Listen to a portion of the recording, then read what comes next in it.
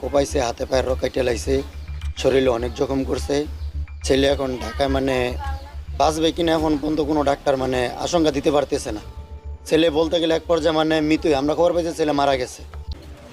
5:30 পৌনে 6টার দিকে বৃষ্টি কমার সাথে সাথে উনি বাহিরে দাঁড়ানো ছিল সাজ্জাদ, দৌড়ে আমার দোকানের ভিতরে ঢোকার পরে 4-5 জন অপরিচিত লোক এসে দোকানের ভিতরে ঢুকে ওনাকে মারধরের চেষ্টা করে। তো আমরা কয়েকজন ছিলাম, বাধা দেওয়ার চেষ্টা করতে গেলে ওরা আমাদের উপরেও টর্চার করে। আমরা নিরুপায় হয়ে ঘর থেকে বেরিয়ে যায় এবং তারা তাকে যেভাবে ইচ্ছা ওইভাবে চাপাটি দিয়ে, চাইনিজ কুড়েল দিয়ে, এলোপাথারিভাবে আঘাত করে তাকে এখানে ফেলে রেখে তারা এখান থেকে চলে যায়।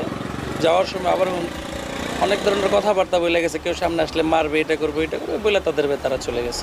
ছেলের বাইয়ে গুন্ডা নিয়েছে, বাইত গুলি করছে, 2টা ছেলের মারার হুমকি দিছে।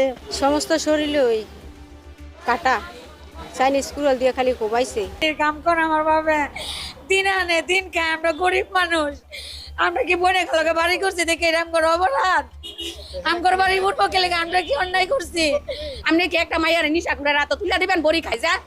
যার লগে সমস্যা হয়েছে এর ঘরে 7 ভরি স্বর্ণ আসিল, যাই দেন গা 4 টিয়া কেমনে পুইরা লইছে, 3 বান্ডিল টিয়া, আরো টাকা নাই, ঘরেতে ল্যাপটপ নিছে গা, 3 মোবাইল নিছে গা, আমার টিভিটা শুদ্ধ স্যার ঘরতে লইয়া গেছে কিমন বকিননি। এই পর্যন্ত হেরা আর 10 জন নসুন দিতে গুন্ডা ভাড়া করে আইনে আমার হুতের এই অবস্থা কোপানগিলি কোপাইছে। হেরা আরো এই কয়েক ঘটনা এই এলাকাত করছে। আমি চাই আমার ছেলের হেরা এই দেশ থাকার করুক, হ্যাঁ করে এই দেশও জায়গা দেওয়া হইতো না। নরসিংদী থেকে কিছু ভাড়া করা